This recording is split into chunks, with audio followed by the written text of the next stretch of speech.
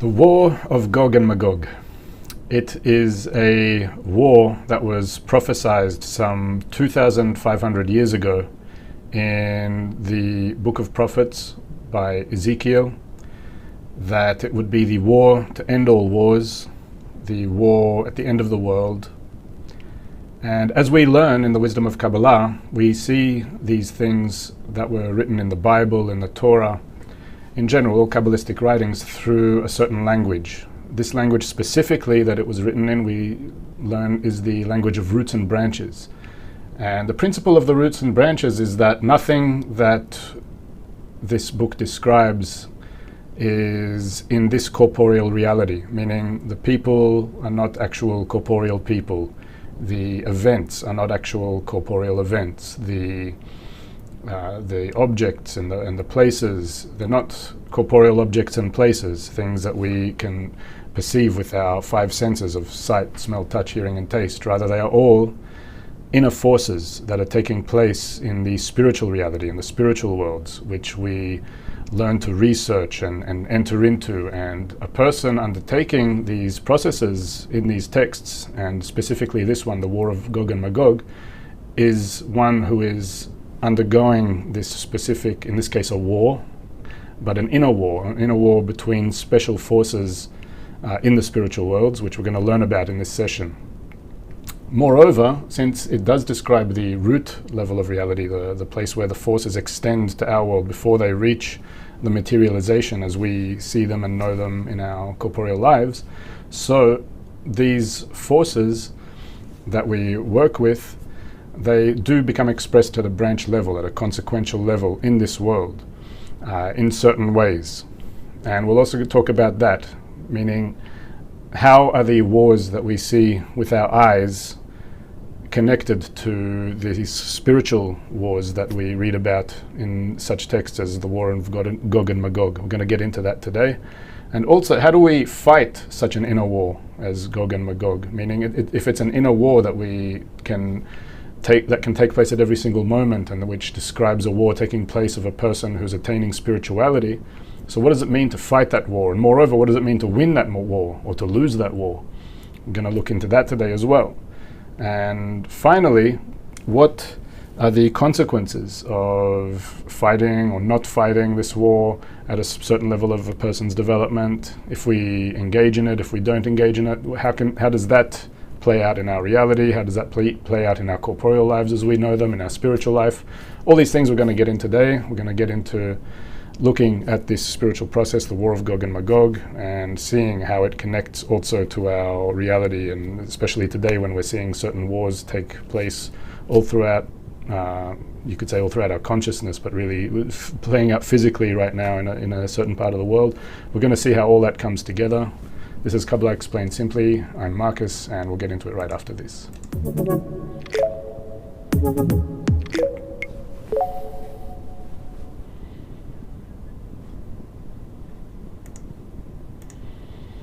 Okay, so as I mentioned, the War of Gog and Magog, it's an inner war that takes place in a person who's been granted a special desire, a desire for spirituality.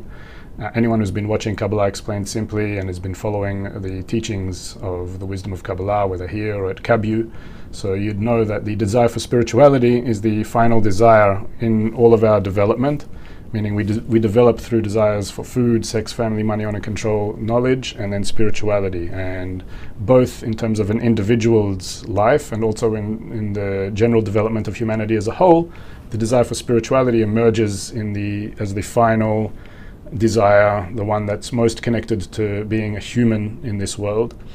And with that desire, the more we penetrate it and get into it, the more we find that we need a certain method that connects us to a higher level of reality than our corporeal reality in order to get its fulfillment.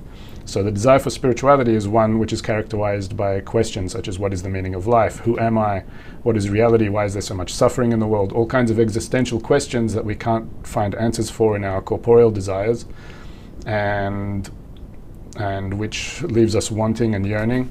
And in the texts of the Torah and the Bible, this desire for spirituality is given the name Israel, meaning Israel, it doesn't refer to a corporeal place or a corporeal people. Rather, it refers to specifically this desire, this what they also call, what in Kabbalah is also called a point in the heart, that this desire is one that is aimed specifically at the purpose of what is a human being for in this world, which is to attain the purpose of creation, which is, according to the wisdom of Kabbalah, to attain adhesion with the Creator. Israel comes from two words, Yashar Kel. Yashar meaning straight, and Kel meaning God, straight to God. That's where this name was given. The people who originally formed as the people of Israel around Abraham were formed as the people who all shared this common desire to rise above the corporeal perception of reality and enter the spiritual reality. And each and every person who does so undergoes a certain war with themselves, with the corporeal attitudes to reality that we have, the corporeal desires that we have, with attitudes specifically arising in connections between people, meaning at the human level, such as desires for love and hatred, which are specific to human beings, and connection and disconnection, reception and giving, reception and bestowal.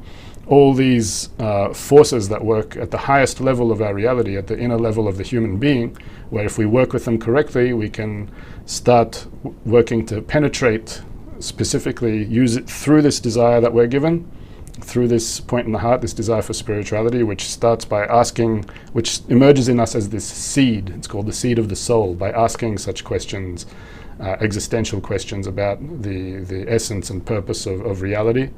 And through that we start penetrating into it, and the war is to raise what's called internality over externality. Internality means penetrating deeper and deeper into that point, through that point into discovering the qualities that are at an inner level of reality, one that's beyond our inborn senses, one that we have no perception of at all. The forces of, as I said, the highest forces in reality, forces of love and hatred, ones that are pertinent to human beings, and not love and hatred as we know them in this world, but at a much higher level, love and hatred as they're expressed in a much rawer, much more pure way, which can't really be made tangible just with the words I'm using here. But these forces are rooted in that higher level, and the more we penetrate into this point, and the more we emphasize the importance of the internality and that inner search and that inner journey over the externality, it means that we're fighting that war and we're waging that war. And in order to do so, we need means, we need a method to do so. The method is the wisdom of Kabbalah that was given specifically to as a means for raising internality over externality, and we'll get more into that today as well. And the means as well, we'll talk about what they are as we head along with this. So that's the essence of the war of Gog and Magog. That we're talking about a war of internality versus externality primarily. It's a war as such that can play out at every single moment, meaning you sitting on your couch there at home or on your chair or whatever can be fighting this war right now if you're fighting to raise the importance of attributes such as love, bestowal, positive connection over attributes of hatred, reception, and involuntarily going with the flow of the dictates of the egoistic desires that surface in us at every single moment. Instead of being under this what's called slavery of the egoistic desires, we have the opportunity to penetrate through a little point. It's called in the wisdom of Kabbalah like the pin of a needle, going through that little tiny desire that we were given, that questions the purpose behind all this world we perceive, all these desires we have, all the pleasures and everything that fill our reality. That this little point that stems from that spiritual world, which connects us to the force of love and bestowal, which precedes and is beyond the reality as we currently know it. Through that point, by focusing on it, by emphasizing it, by using a method and the means to really hone in on it and grow it, we can penetrate through it and enter that other world, a more internal world, what's called the spiritual world in the wisdom of Kabbalah. And there we start learning how to work with the forces that manage our reality, that that before they materialize into our reality. So I said that's really the essence of this war. It's something that we can be engaging in at every moment. Now we're going to get into some excerpts from the texts of Ezekiel, and we're going to use these to look a little bit more into it, to get some other aspects of what's going on here. So let's just move in here. Okay, so this is from the book of prophets, Ezekiel 38, 14 and 16. Therefore, prophesy, O son of man, and say to Gog, so said the Lord God, sorry. Surely on that day, when my people dwelled securely, you will know, and you will come from your place, from the utmost north, you and many peoples with you, all of them riding horses, a great assembly and a mighty army. And you will ascend upon my people, Israel, like a cloud to cover the earth. At the end of days it will be, and I shall bring you upon my land in order that the nations recognize me when I am sanctified through you before their eyes, O Gog. So there's lots of things we can extract from these. We won't start going in and analyzing it with a fine-tooth comb, everything that's going on here.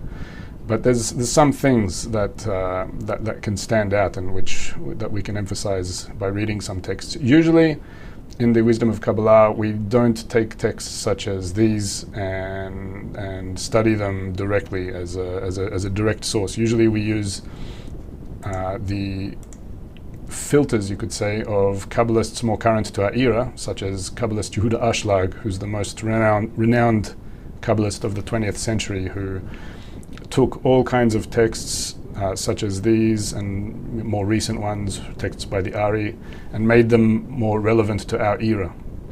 Meaning that such texts that we just read now, just a little bit about the language of roots and branches before we move on. So such texts are written in a language which was relevant more specifically to the people who lived at that time. And people who could penetrate into the spirituality, into the spiritual worlds, according to the level of desire that was in humanity's development at that time. Since then, since 2,500 years ago, when such a text was written, there's been a lot of development in our desires. We've gone through certain thresholds in our desire. As you can see, if you look in the world today compared to what was there with all the science and technology, one major aspect of the desire today that was not around at that time is a huge desire for proof, scientific, empiric proof of what we study.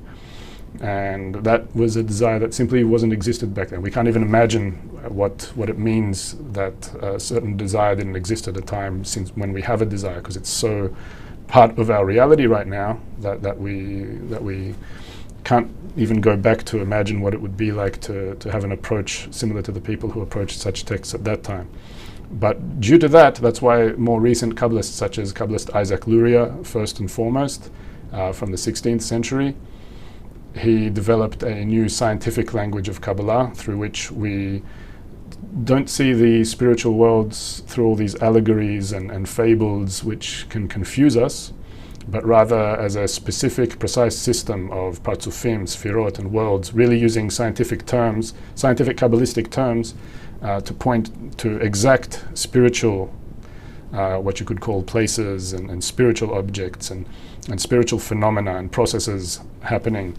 And to study these texts in a way where either you're in spiritual attainment, where you've attained the new sense that can perceive all these phenomena and work with them in a practical way, or you're not in spiritual attainment yet, but you use such texts to draw the spiritual forces through those texts, what's called drawing the reforming light through the study, where the main purpose of studying the wisdom of Kabbalah, specifically Kabbalistic texts, and more specifically texts such as those of the Ari, and later Kabbalist Yehuda Ashlag or Bala Sulam, who is the only Kabbalist of the 20th century, by the way, who wrote commentaries to works by the Ari and also to the Book of Zohar.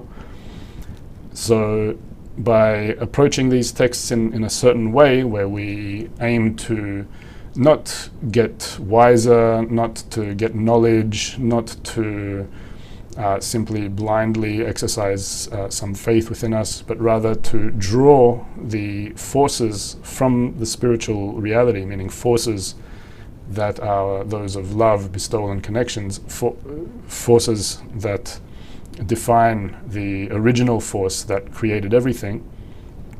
So by aiming to draw such forces through the texts that we study and during the study, so those forces come and they work specifically on that point in the heart that we mentioned, the desire for spirituality, that desire called Israel, growing it, nurturing it, the more we engage in them, and that's what opens it up and grows it to a new sense eventually, which perceives the spiritual phenomena and processes that these texts describe and gains us access to them. So such a text as this, we can take things here and there from it. Usually Kabbalists such as Rabash and Baal HaSulam, they take maybe a sentence here and there and use it to explain certain phenomena, such as, if we just take this text now, it says that that the Creator will bring, it says, I shall bring you upon my land. The Creator is speaking here, yeah? I shall bring you upon my land in order that the nations recognize me when I am sanctified through you before their eyes, O Gog. So, such a text might make us think that the Creator is a big egoist that just wants everyone to look at him and to worship him, and here have a whole bunch of wars if you're not going to worship me until you finally switch and accept my rule, like similar to some dictator or something like that. That's how it might appear on face value, such a sentence as that. But really we're talking about this Creator, this upper force of love, bestowal, connection, this force that created and sustains our reality, that it is awakening conflict between two opposing forces in our reality. Specifically, those forces are forces of bestowal and reception. But it awakens conflict between these two forces, ultimately, in order for us to reach a sincere desire for attaining the purpose of our lives, for attaining absolute connection with that original force in an unfettered way, in a way which isn't through all kinds of filters of money, etc., etc. What am I trying to say? It's that ultimately, what do we all want here? What were we all created for? Even if we just look at our desires at every single moment, each and every desire that pops up into us, that surfaces in us, it's a desire for pleasure, for enjoyment, for fulfillment, for happiness. We're always moving toward some kind of form of pleasure and moving away from pain. And that is given to us because in a way where each and every corporeal pleasure that we grab hold of dissipates the moment we start grabbing hold of it. So all these pleasures in our world that we can picture, which are in the framework of food, sex, family, money, honor, control, knowledge, we're always moving toward one of them at different times, and those pleasures always fade the moment we grasp them. And that is specifically given to us in order to show us that we can never be totally fulfilled by simply moving after the corporeal pleasures. And it's all in order to develop in us a desire, a much bigger desire, which defines the desire for spirituality, which simply can't be fulfilled by corporeality, and it starts asking those existential questions that we mentioned: what is the meaning of life, etc.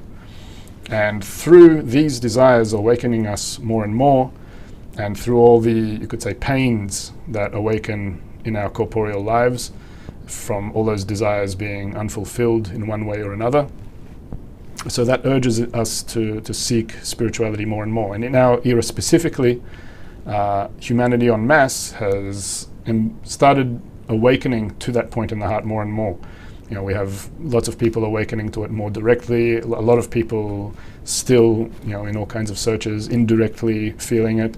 But ultimately, all humanity will develop in their desires, because at the root of our entire existence in this world is the desire to receive pleasure, and it's always growing, in order to bring us to want the greatest pleasure, the greatest enjoyment, the greatest fulfillment, the greatest happiness, however you want to put it, that exists in reality, which is the fulfillment of attaining the original pleasure that extends from the source, the what's called the creator in the wisdom of Kabbalah. They also call it nature. The creator and nature are synonymous, as it's written in Gematria. Creator and nature both have the same numerical value of 86. In short, there is an upper force of love, bestowal, from which all of our reality extends, which Kabbalists have attained a clear, undistorted perception of that force in a very raw way. And there's a method to attain it.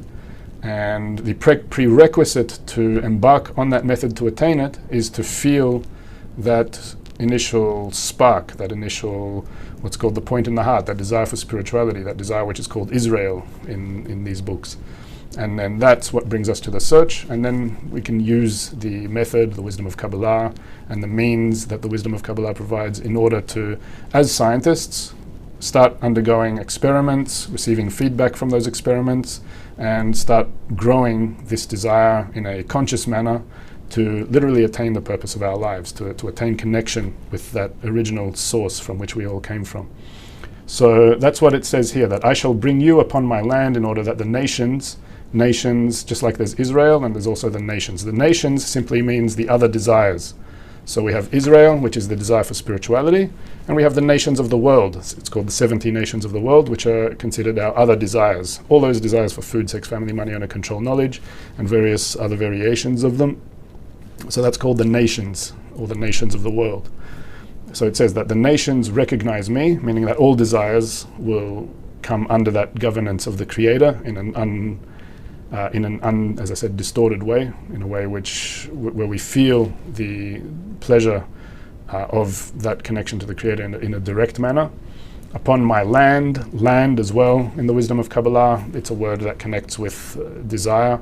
Land in Hebrew is eretz, and the word for Hebrew for desire is ratzon, eretz, ratzon. They have the same linguistic root because that's what it's talking about here, that every time you see the word land, it's talking about a specific desire. Upon my land, upon the land of the Creator, that desire for the Creator, that desire for spirituality that leads to attainment of the Creator, in order that the nations, all the desires recognize me when I am sanctified through you before their eyes, O Gog. So that's just a little thing showing that, the Creator is not here as some egoist wanting to, dictate over everyone and cause wars and mess just in order for everyone to worship him or something like that. Rather, it's talking about that at the end of the day, our development will lead us to a point where love will cover all crimes. Love will cover all the desires, all the conflicts, all the hatred and division that emerges in reality. It's all bound to ultimately come to a point where love will cover it all like an umbrella, and we will always be able to connect to that higher force of love and bestowal above all the innate egoistic urges that we feel in our nature, in human nature. We'll already move on to another one here a bit. And it will come to pass on that day, when Gog comes against the land of Israel, declares the Lord God, that my blazing indignation will flame in my nostrils, and I will reveal myself in my greatness and in my holiness, and will be recognized in the eyes of many nations, and they will know that I am the Lord. So, once again, that's pointing to the idea that, same idea here, that it's saying that the Creator's saying that I'll reveal myself in my greatness, in my holiness, and will be recognized in the eyes of many nations. Again, we're not talking about the Creator being some all-powering, like how we picture human beings with their egos wanting to overpower and wanting others to look up to them or anything like that. If we look through our egoistic lenses, we might perceive such a thing in such a text, but rather it's that all desires are bound to come under the rule of a single desire, meaning that all desires are bound to come under the rule of the desire for love, bestowal, and connection, because it is the source that stands behind everything else. Before there are any desires to receive in our reality, there is the one single desire that created all that, which created it all out of a pure desire which had no self-interest attached to it. Unlike every single one of our desires, which is built on self-interest, where I'm always thinking, what will I get out of it? and how will I get pleasure in a certain situation? How will I maximally benefit with the minimum effort, for myself, or maybe, if I expand it a bit, I can expand to my family, maybe some friends or my nation. But it's always going to be me and against someone else. There's some perception there of separation between me and other people, me and nature, me and billions of other objects and rocks, animals, plants all around me. And I'm in this mode of wanting to receive pleasure from these sources all the time. Whereas the desire that created us, as it says, this desire called the Creator, it's a desire that only has a single intention, to give pleasure to that which it created. And so it created this vessel, this desire to receive pleasure, in order ultimately to fill it with pleasure. That's the very basic source of everything that's going on here. That this one force of giving, bestowal, created a desire to receive pleasure with the purpose of that desire enjoying. The caveat here is that if we try to enjoy based on our corporeal egoistic urges, that enjoyment always fades away, because it's enjoying in an opposite form to that original desire that created us. So the whole purpose here is that we learn how to enjoy in equivalence of form with that same desire that created us. So instead of enjoying to please myself at the expense of others, which is our innate human nature, at the expense of others and nature, so we learn through, as I said, through applying ourselves to this method and using the means at our disposal. It's not something that we can just simply click onto, but we learn how to enjoy by bestowing to others, by fulfilling others, meaning we learn how to enjoy from the status of that same Creator that created us. And when we learn to enjoy in such a way, it's called that we attain the purpose of our lives, because we attain not only the pleasure of receiving the pleasure that the Creator wants to give, but we also receive the pleasure of attaining that same status as the Creator, the same status of the one who is a bestower, of a lover, and not one who is a receiver and one that simply takes for personal benefit at every single moment. So that's the essence of these couple of excerpts that we just read here, that it's all ultimately to bring us to a state where where we attain that there is what's called, there is none else besides Him. It's another saying in the wisdom of Kabbalah, that there's no other force in reality but this one single force of love, bestowal, and we attain that above our egoistic desires which emerge in us at every single moment. We'll go on a little bit more. Now we're just going to read a text from the Ari. You can consider this one special. This actually doesn't exist in English. We had to actually get a special translation of this just for this show. So this is, it says, Gog and Magog. It's from the Ari's Fruit of the Tree of Life, Pri Etz Chaim. Gog and Magog amounts to 70, corresponding to the 70 nations. Since then, Gog will reign over 70 nations, and they will all come upon Israel together. When Israel, are redeemed from them, there will be a great salvation, because now that they have been redeemed from Madai and from Greece, they were exiled to Edom. Similarly, each day they are saved from the hands of one and fall into the hands of another. But on this day, they are saved from everyone. This is why it is the great salvation.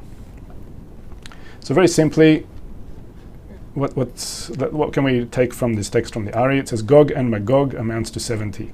So these two, these two, you could say, you wouldn't say characters. Gog is the king, Magog is the place where he's from. These two words in Gematria, they amount to 70. The letters of Gog and the letters of Magog. So they're both meaning 70, which corresponds to the 70 nations. As we said, the 70 nations of the world, they're the 70 desires to receive. It represents all the desire to receive that was created, except for that desire called Israel, the point in the heart that has the ability to rise above it. And they will all come upon Israel together. Yeah, meaning that the desire for spirituality, when it is moving toward rising above into spirituality and attaining connection with the source force of love and bestowal. So when that happens, it means that we attain a covering, an umbrella over all of our egoistic desires. And that's what it means, that all of our desires, all the 70 nations will come unto Israel. It simply means that all the desires to receive that we have will be inverted to have an intention to bestow and to love, to bestow contentment to the Creator.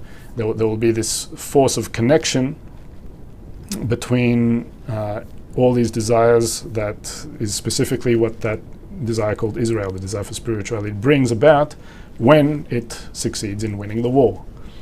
So when Israel are redeemed from them, there will be great salvation, because now that they have been redeemed from Madian, from Greece, they were exiled to Edom, and then they're saved of hands, etc., etc. That's why it's called the great salvation. In short, when we attain the intention to bestow and to love upon our desires to receive, it's called attaining great salvation. So let's move on a little bit more. And it's also said that the first war of Gog and Magog is between Esav and Ishmael, two characters there. We'll see a little text here from Rabash that talks about it. Man himself is a small world, as it is written in the Zohar, that man consists of all 70 nations and contains the quality of Esav, the quality of Ishmael, as well as the quality of Israel. We'll learn what they are in a second. But here you can already see, it says, man himself is a small world. Rabash really tries to clarify it here. He's saying that all this, the man consists of all 70 nations and contains these qualities, Israel, Ishmael, Esav. He's really bringing it to a spiritual approach where we see all these forces acting within us, and we aim to work with them by working on what's called our correction. Correction meaning that we rise above being involuntarily governed by our egoistic desires and enter into a rule that we choose using our own free choice, where we attain connection to the spiritual forces of love and bestowal, which act as an umbrella over all those desires. As we learn, line number 4 here, the quality of Israel is in exile under the governance of the 70 nations of the world, which are generally called will to receive for oneself. As we said, the desire to receive for oneself, the desire to receive for personal benefit, or will to receive for oneself, while Israel are called desire to bestow upon the Creator. So again, he's really bringing it down to this level where we see all these forces as desires acting within us, and how we need to work with them to prioritize a certain desire over others in order to move forward spiritually. So what are these qualities, Esav, Ishmael, Israel, that we see here? Hang on a sec, here we'll go here. So as you can see here, there's the work of attaining spirituality is called a work of 3 lines: the left line, the right line, and the middle line. So these desires, we have Esav here, which represents the left line, Ishmael, which represents the right line. And what are these lines? In short, the left line and the right line, these are 2 forces that come from above. That's why there's down arrows here. So these 2 forces are given to us to work with. The left line is recognition of evil, it's called. It means that we recognize the evil in simply wishing to receive pleasure for personal benefit. But that recognition of evil doesn't come just by itself. We can't only have a recognition of evil in and of itself, meaning that I cannot perceive that my ego within me is something evil if it's not against something else that comes to it. So that's where the right line comes in, which in short it says here, the greatness of the Creator. The greatness of this quality, the single force of love, bestowal, connection. By raising the greatness of that quality, we feel that greatness as a certain force that illuminates. What does it mean to raise the greatness of that quality? If we're talking strictly about our spiritual progress, raising the greatness of that quality is similar to what I discussed earlier about the approach to Kabbalah study, that when we approach Kabbalistic texts with the intention to attain what they write to us about, so we're actually connecting to what's called the right line. We're connecting to wishing to see this single force of love, bestowal, and connection fill our reality. We're raising the importance of that, of what the point in the heart considers important, over what all of our other desires consider as important. And by raising that importance, and also using the means that connect us to the source, meaning using such things as Kabbalistic texts, Kabbalistic lessons that give us access to those spiritual forces. So then we illuminate the forces from those levels, and then those forces influence us. How do they influence us? By awakening the left line, the recognition of evil. So we don't approach our egos and our desires directly, at the same level that we were created in. Even there's a famous quote by Albert Einstein that you don't solve a problem at the same level of the problem, but you have to rise to a higher level to solve the problem. So this is what we're talking about. This is part of the method that we talk about in the Wisdom of Kabbalah, that we always apply ourselves to the right line as much as possible, raising the greatness of the Creator, raising the importance of spirituality, raising the importance of the spiritual goal of attaining that umbrella of love, bestowal, and connection over everything else, and using the means to raise that importance. The means we've talked about being the texts. There's also the Rav and the friends. These are considered the three means that we work with in awakening the right line. As we said, the texts are the Kabbalistic texts that we talked about, and we mainly refer to the texts of Kabbalist Yehuda Ashlag and Rabash as those sources that we study. Also, you can say the books of the Ari and the book of Zohar, and really all the texts of the Kabbalists, but through the lens of Baal HaSulam, who really is the most renowned and greatest Kabbalist of our current generation, who took all the Kabbalistic writings and specifically made them accessible to the level of desire that we're currently on in humanity. Made them suit this ego that we all have, since we all have these overblown egos in our era, and we have such high demands for such proof and scientific empirical evidence of what we're studying. So Baal HaSulam, he adjusted the method of Kabbalah in order to be suitable for the ego of our era, the desires of our era. So by using these texts and the friends being a supportive environment. Friends comes from the word for connection in Hebrew. Friend is chaver, connection is chibur. Again, it shares the same linguistic root there. Because friends are those who also have points in the heart, who also yearn for the spiritual goal, and people who we can work with to apply the spiritual principles in practice. In a group setting. And if you advance in KABU, the organization that's running all this, so you'll advance to what you'll find are called groups and what are called tens, people you can work with to apply these things that we're talking about in practice, to actually apply the method and to get the means that you need in order to attract those forces, those spiritual forces, and make spiritual progress.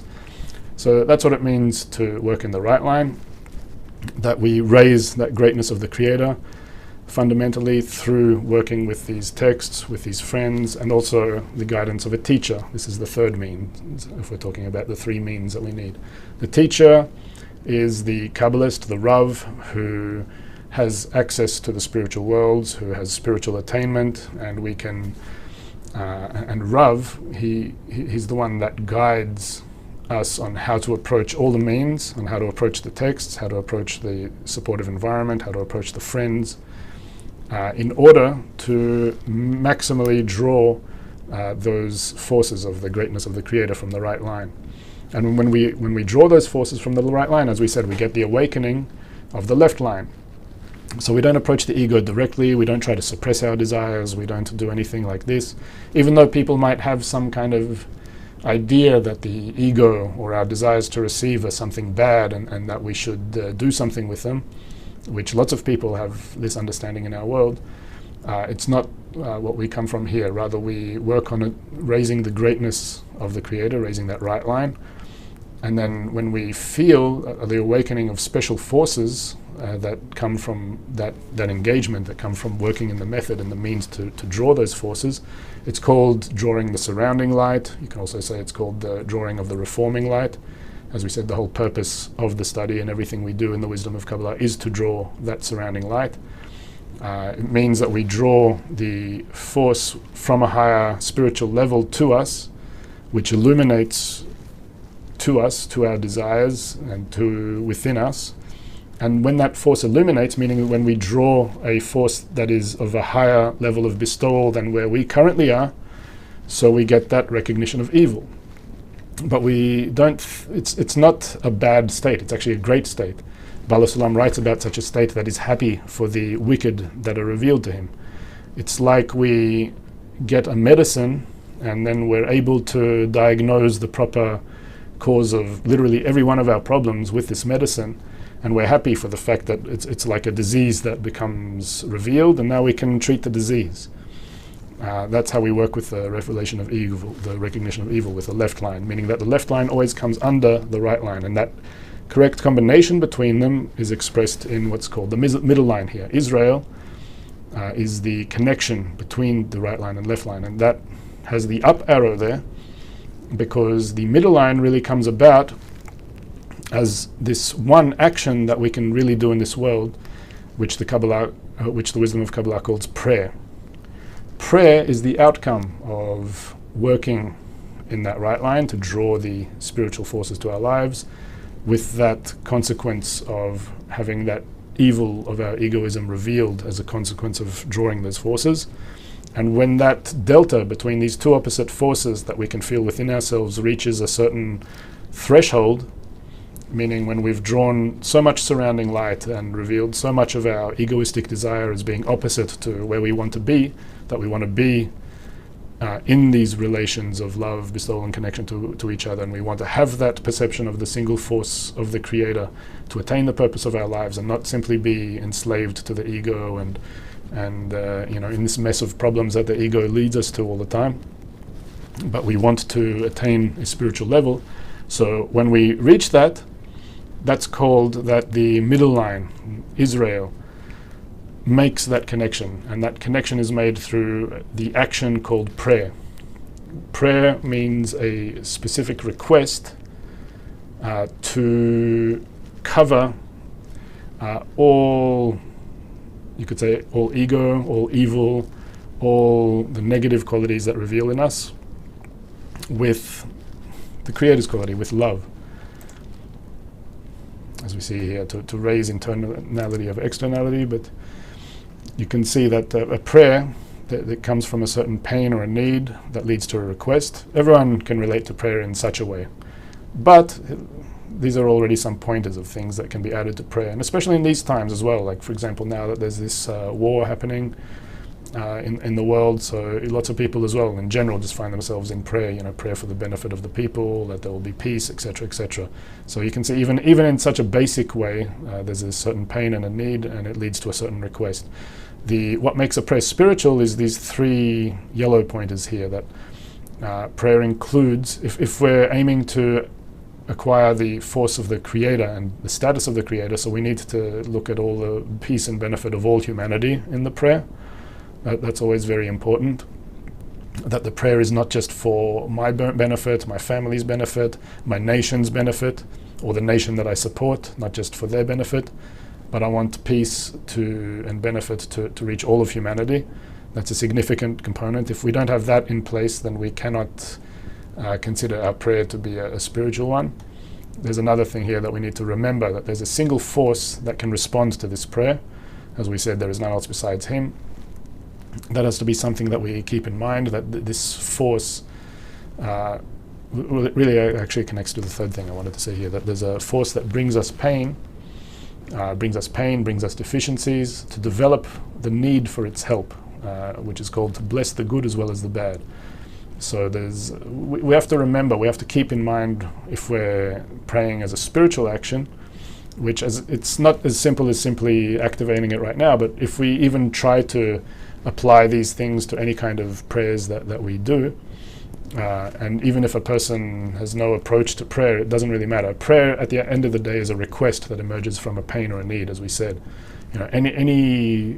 Anything that I want in this world is some kind of what's called a prayer, because there's this need for something and there's a request to get it. So adding some components to this ends up making it a spiritual prayer, and the more we work on that, the more that prayer becomes one that is that which describes the quality of Israel, the middle line, something that doesn't take any sides in any conflict, but rather aims at the connection between the sides, the proper level of peace. Peace as well, in Hebrew, it comes from the word, peace is shalom, it comes from the word for completion or complementarity, shlemut. Shlemut meaning that the completion, the connection between opposites, that is the state of peace, and that is the quality that Israel, this spiritual action that Israel does, that's what it can bring upon it. Yeah. Going to one last excerpt here, and then we're going to watch a very special new video. We'll just say a few words about this one for now. This is actually from the Zohar, from Beshalach, when Pharaoh sent. So here it says, the Creator is destined to revive all those kings that have afflicted Israel and Jerusalem. Hadrian, Lupinus, Nebuchadnezzar, Sennacherib, and all the other kings in the world who have destroyed his house.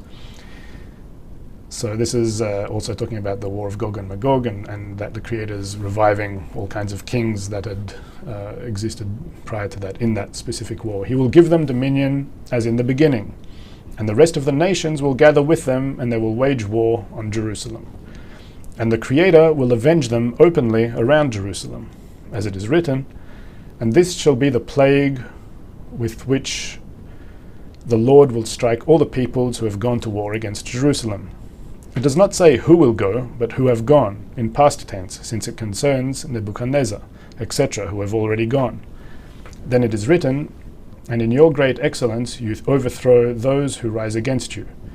And this is written for the time when the Messiah comes. So it's just another aspect we can take here with us into understanding this war of Gog and Magog as an internal war, that all these kings that had once had dominion, the Creator reawakens them at the end of the days. And in this last war, what does it mean? It simply means that all these ideologies, everything that we had once held on to as some kind of belief, some kind of faith in this world, so all that becomes reawakened at the time of Gog and Magog, and all that revival of everything that we had gone through, once again, that is all needed in order to reveal that full extent of what's called evil, meaning the ego, which is trying to make its way in the world, in order to ultimately bring upon it this covering of love. Okay, I'm gonna go now just to watch a quick short clip. By the way, this is the first time you're going to be watching this video. It's from a series that's going to be coming out soon on Kabu, another course that's going to be coming out on Kabu soon called Journey to the Land of Israel. And this specific segment is one specifically made for the war of Gog and Magog, also called the War of Armageddon, because as it was taken in Christian tradition, Armageddon comes from Har Megiddo, Mount Megiddo, where it says that that's where the war would take place. So let's just go into watching this, and I hope you enjoy it. It's 6 minutes long, and we'll say a few words when we come back. And also, just remember that after this session, I know you've been asking all kinds of questions, that we've had a kind of full content here, so we haven't gotten around to it, but we will have a full hour to do Q&A right after this on Zoom in Kabu. So if you want to get your questions answered, just come to the Zoom afterwards that we're having in Kabu. Sign up at kabuconnect.com if you haven't already, and just follow the live link there, and I'll see you right after this as well. But right now, let's go into this.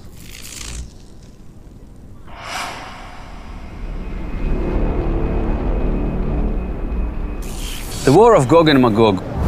It's been written that the War of Gog and Magog will take place at the end of times, the era of the Messiah. However, this war is already underway. It's taking place inside every one of us.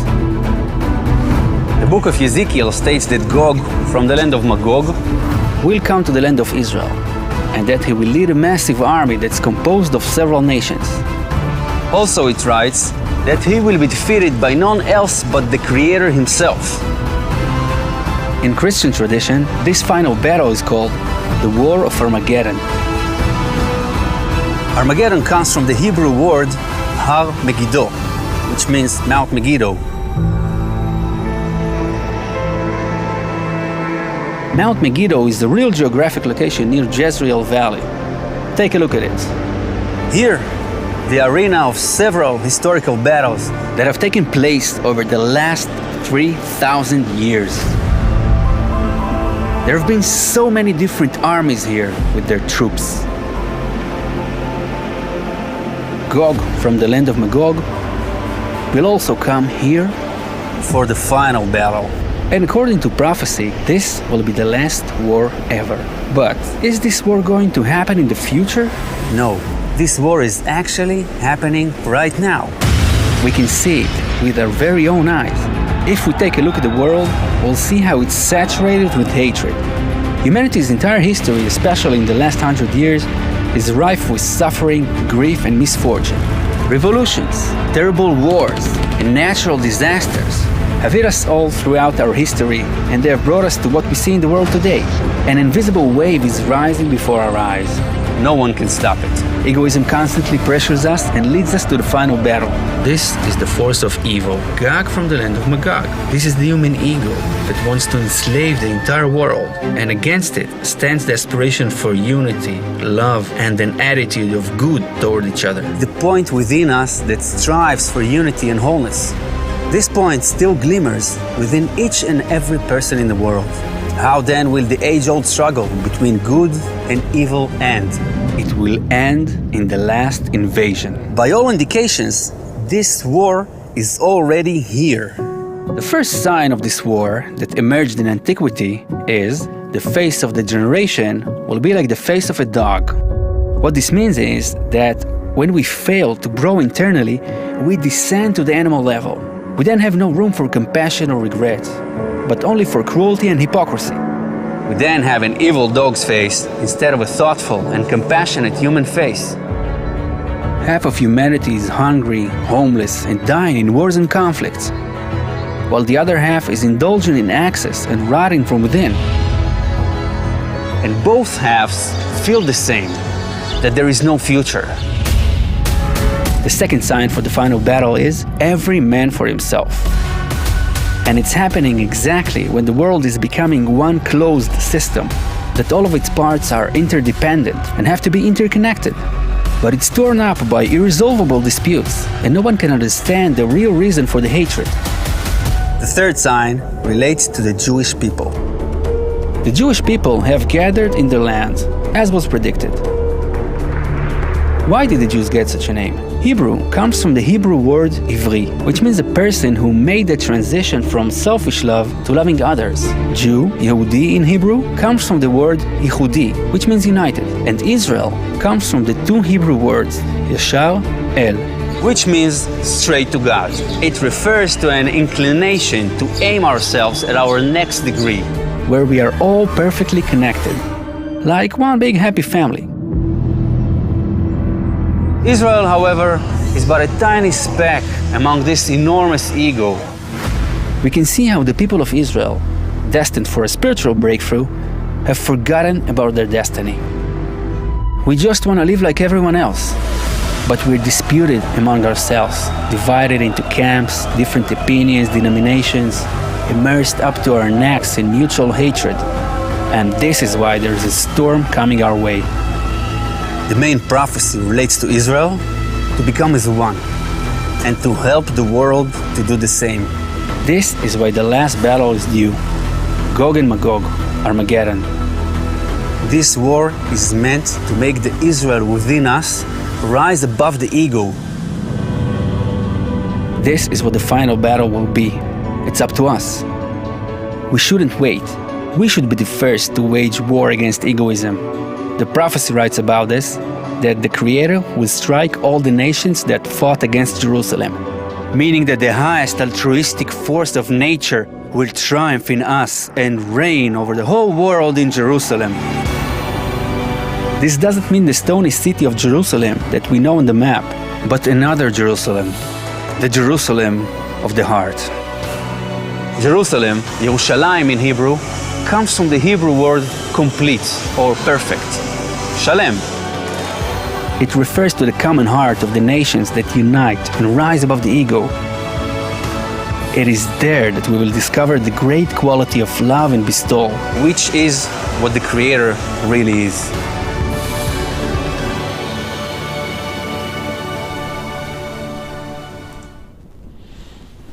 All right, so as I said, that's from the course Journey to the Land of Israel. It's going to be coming up soon on CabU. So again, sign up at CabU Connect if you want to get access to great high production value courses such as that one and many others there, as well as you could say more importantly, as well as a full guided study process through the method of Kabbalah from introductory to intermediate through to advanced, where you can then also join such things as Kabbalistic groups and really start working with the method and means to attain spirituality, as we've been talking about in this session.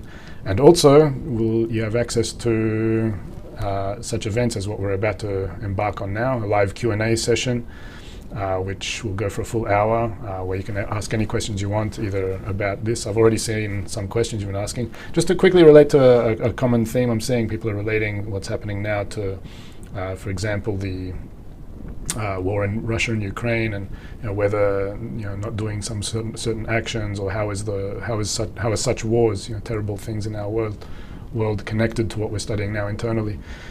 Just to put it very shortly, this war that we can conduct to raise the importance of internality over externality in those people who've been granted a certain level of desire for spirituality to conduct that war.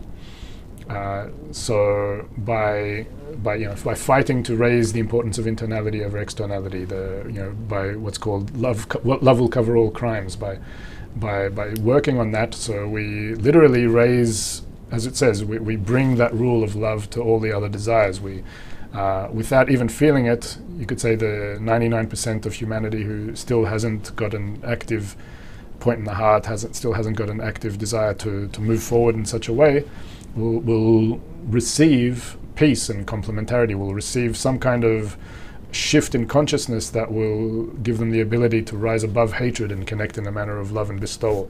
And so Kabbalists do say that it is all upon what's called the people of Israel, all upon those who have that desire for spirituality, that they do indeed have a certain responsibility, meaning that if I am able, if I've been given such questions as asking about the meaning of life and what's the meaning of suffering, and I've been brought to a place, the method and the means to attain it, and I start applying myself to that, and I get the knowledge and the wisdom to make steps forward, and if I am not engaging in that, if I choose to raise the importance of externality over internality, meaning my desires to receive pleasure for myself and not engage in that inner war, that is actually much more of a cause for the outbursts of all kinds of hatred and divisions in society and in the world at large than other things that we see. Really, that is a very significant cause, that there's been a miss of an effort to add in the basis of human consciousness the ability to rise above hatred. So therefore, the ego simply grows without any regulator. There's no regulator upon the ego to be able to regulate it. However, together with that, with all these events that are taking place in humanity today, we've only got a minute left, so I can't really get too deep into it. But with all these events, we can really apply everything that we feel today, all these kinds of feelings that emerges within us through such events. For example, you can take such a thing as the fear that we feel during a war, and all these things that have their spiritual counterpart. So we feel fear at this egoistic level on a corporeal egoistic way, that it's fear for my own survival of myself, my family, my nation, or the nation that I support, etc. We can use these things to invert them to a spiritual level. What's fear, for example, on a spiritual level? It's fear that I'm not giving enough, not bestowing enough, not using enough of the ability I have to apply love above all these negative things, and add that to the system. So when we use fear in this spiritual way, for instance, that already starts engaging us in that correct direction, and by using the means and the methods to attain those forces from above and draw that surrounding light, and act in a way toward others and toward nature and toward the Creator as such. So we invite those forces, not just in myself personally, as if I'm egoistically trying to attain spirituality. Rather, it's a conduit for those forces to spread to the world, and that's what it means that Israel would be as a light to the nations. So, there's a lot to expand on it. We're going to probably keep expanding on it right now in this next Q&A, so come along to that. Again, Kabu Connect, follow the link in the description. And it's been great being with you once again, and look forward to seeing you a lot more times. This has been Kabbalah Explained Simply. I'm Marcus. See you later.